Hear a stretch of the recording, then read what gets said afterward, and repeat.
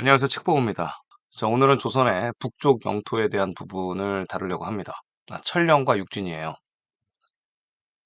고려시대 이제 윤관장수가 고려시대 약 초중기 정도에 이제 여진을 격파를 하죠.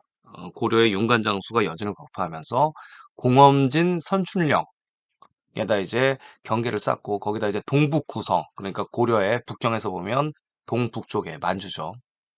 동북쪽에 9개의 성을 쌓은 다음에 그다음에 후에는 지키지 못하니까 다시 여진이 그 성들을 뺏어 가졌습니다. 자, 조선시대의 국경은 어떻게 되냐면 보면 이 천령과 육진이 나오는데 이 육진이란 건 뭐냐면 쪽에 6개의 진영이에요. 조선시대 이제 세종대왕 때 서쪽과 북쪽의 영토를 다시 회복해라 해서 쌓은 성이에요. 그래서 사군 육진이라고 하잖아요. 왼쪽에는 4개, 북쪽에는 육진인데 이게 지금 현재 우리가 교과서에서 배운 거랑 매우 다릅니다. 그래서 한번 이 천령과 육진을 한번 찾아보면 자 이렇게 나옵니다. 저는 이제 태종태세, 문단세, 성종 때 벌써 이제 지리적인 이 조선의 현재 우리가 알고 있는 이 지리적인 영토가 거의 다 이제 정착이 됐다고 지금까지는 해석을 하고 있습니다. 예종, 성종 때 이제 여진이 굉장히 강성해져요. 강성해지기 때문에 성종 때 나온 지리지에 보면 이제 북쪽의 영토를 거의 잃었다, 상실했다 이렇게 해석을 하고 있는데 자 한번 찾아보도록 할게요. 천령과 육진을 보면 이 천령은 왜 중요하냐면 이 천령은 현재 지금 태행산맥에도 천령이 있고요. 만주 쪽에도 천령이 있습니다. 자 신비롭죠? 고려 말 때 나오는 이제 천령이란 말이죠. 자 병행해서 나오는데 여기 보시면 이렇게 나옵니다. 이 천령과 육진을 치면 성종 때 자, 천령의 북쪽 지방은 농사가 풍년이 들었다. 자, 그러면 현재 지금 만주에 있는 천령은 그쪽에 이제 송화강이 흐르고 강들이 있단 말이죠. 풍년이 들 수 있어요. 근데 현재 지금 우리 함경도라 그러죠. 그러니까 약 동해안에서 가까운 이제 북쪽인데 동해안에서 가까운 천령은 과연 농사를 그렇게 지을 수가 있고 풍년이 들 수 있을까 이렇게 생각해 볼 수 있어요. 육진에 더욱더 풍년이 들었다. 지금 현재 한반도의 육지는 압록강 쪽이에요. 자, 그럼 한번 하나씩 보여드리도록 하면, 자, 성종 때 이런 기록이 있습니다. 보면, 영안도라고 있습니다. 이 영안도, 그러니까 이제 이 성종 때 이 북계의 지역명들이 바뀝니다. 영안도는 뭐라고 나냐면, 동쪽은 해와 가깝고, 그쵸? 서쪽엔 태산이 있다. 이렇게 나오죠. 큰 산들이 있다. 자, 그럼 어디냔 말이죠? 동쪽에 물이 있어야 돼요. 큰 물이. 송화강에 흐르는 곳도 큰 물이죠. 서쪽에는 산도 있고. 지금 현재 한반도에서도 자, 그리고 남북의 길이가 2000이랍니다. 지금 무궁화 삼천리 화려광산 해가지고 이 조선 때 남북의 길이를 3000리로 알고 있고 이제 조선왕조 실록엔 4000리라고 나와요. 그런데 여기 보니까 영안도가 길이가 2000리래요. 자, 그럼 만주라고 보면 합당하죠. 그리고 영안도의 남쪽에 천령이 있다고 합니다. 자, 당시에 이제 천령과 육진 이 중종 때 실록을 보면 뭐라고 나냐면 이 사군 육진 중에 이제 6개 진 중에 이제 오진 자체가 야인과 연합을 하면 야인과 결탁을 하면 뺏길 굉장히 쉬운 위치에 있다. 천령 이북 지역은 이런 얘기를 하고 있죠.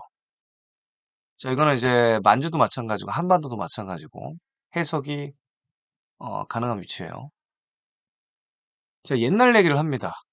뭐라고 얘기를 하냐면 예전의 왕조 그러니까 고려시대 때 사만을 통합했고 천령 이북을 얻었다가 뺐고 해서 나라의 떳떳한 경계가 없었다. 이렇게 고려시대 때 이렇게 얘기를 하는데 이성계 때는 남쪽으로는 바다에 닿고 서쪽으로는 압록강을 닿고 자, 북쪽으로는 두만강까지 닿았다. 이렇게 얘기를 하고 있습니다. 자, 이것도 물론 이제 두만강을 빼면 북경 쪽에서 봐도 맞는 얘기고요. 세종 때는 서쪽 북쪽을 정벌해서 사군 육진을 세웠다. 사군 육진이 세워지려면 여러분 성들이 있어야 되고요. 그러니까 사군 육진이라는 건 진영이 일반 그냥 뭐 텐트를 치는 진영이 아닙니다. 거기 이제 성곽이 있어야 되고요. 물이 흘러서 식수원이 또 있어야 돼요. 우물도 있어야 되고. 그럼 그 흔적이 있어야 된다는 얘기죠. 세조 때 사군을 버렸다. 이런 얘기 나오죠. 서쪽에 사군을 버렸다. 자, 그런데 현재 지금 한반도에 사군 육진이라고 표현된 걸 보면 서쪽의 사군으로 안 나와요. 그러니까 지금 사군 육진 자체가 지금 지역들이 왜곡이 됐다는 얘기죠. 통일관리 억대국도 지도라고 1402년도에 일본이 지금 수정하고 있는 지역에 사군 육진이 표기가 됩니다. 표기가 됐는데 그것도 사실 일본이 잠깐 보여준 거고요. 거기에 낙서를 또 많이 한 흔적들이 보여요. 또 조선 말대의 지도들을 보면 이 사군 육진을 현재 지금 압록강 그쪽 아래쪽에 남단 쪽에 다 이렇게 기록을 해놨, 다 표기를 해놨어요. 그러니까 조선시대 말대에도 사군 육진에 대한 이 위치를 정확히 몰랐다. 아니면 왜곡하고 싶었다. 이렇게 보시면 맞을 것 같습니다. 이제 성종 때 이후부터 이 지리지를 보면 나오거든요. 여기 보면 옛날에 사군육진이 있었던 그 지리적인 기록을 가지고 현재의 지역으로 설명하려는 이런 기록들이 조선왕조실록에 있다는 얘기예요. 보면 이제 순조 같은 경우는 이제 조선시대 말이란 말이에요. 보면 뭐라고 나오냐면 우리나라의 이제 조선의 북쪽은 이 태조 이성계의 고향이다. 그런데 이제 관북이라고 얘기를 한다는 거죠.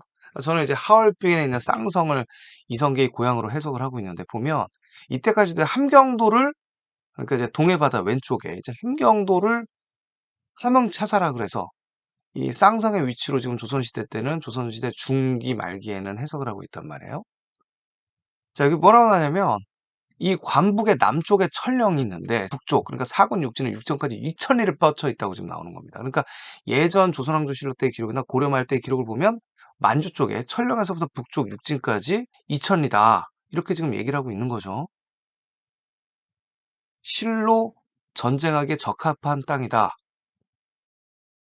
말이 튼튼하다. 자, 근데 지금 함경도에서는 이 전쟁하기 적합한 땅이 아니고 거의 다 산골 지역이고 뭐 말이 막 왔다 갔다 할 수 있는 지역도가 아니거든요, 그게. 그러니까 이게 무슨 얘기냐면 예전에 있던 지리지의 기록을 그대로 인용을 했다. 이렇게 보면 되겠죠.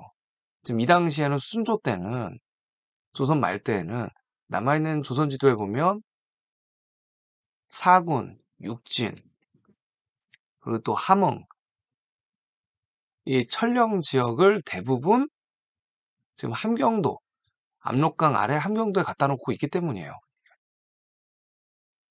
그러면 이제 공엄진 선춘령에 대한 그 지역명을 본 말이죠.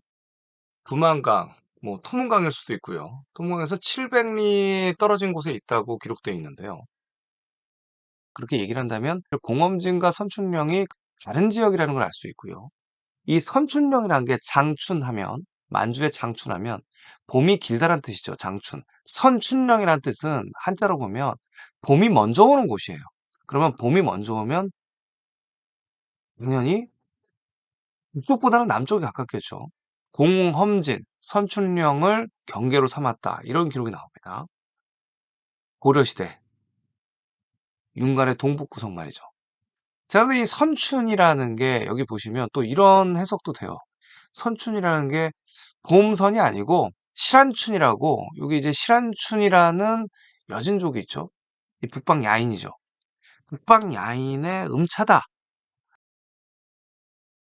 그러니까 조선시대에 그려진 옛 지도에 나타나는 선충령의 위치보다 훨씬 북방에서 선충령과 공엄진을 찾아야 되지 않겠는가라는 해석이 나오기도 합니다.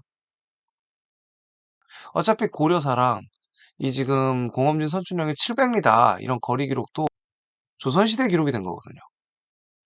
지금까지 보면 사군 육진, 이 육진의 지역명들이 하얼빈에 부분적으로 조금 조금씩 남아 있습니다. 그래서 저는 지금 이 육진의 기록, 그러니까 여진이 강성하기 전까지 만주 지역으로 해석을 해야 된다. 이렇게 해석을 하고 있고, 지금 이 조선왕조실록 초기 기록부터 시작해서 말기 기록까지 이 지리지의 기록을 인용을 해서 복합적으로 사용됐다. 이렇게 지금 해석을 하고 있습니다. 추후에 더 자세한 위치 내용들, 지도를 통해서 또 분석을 통해서 여러분들에게 보여드리도록 하겠습니다. 자, 감사합니다.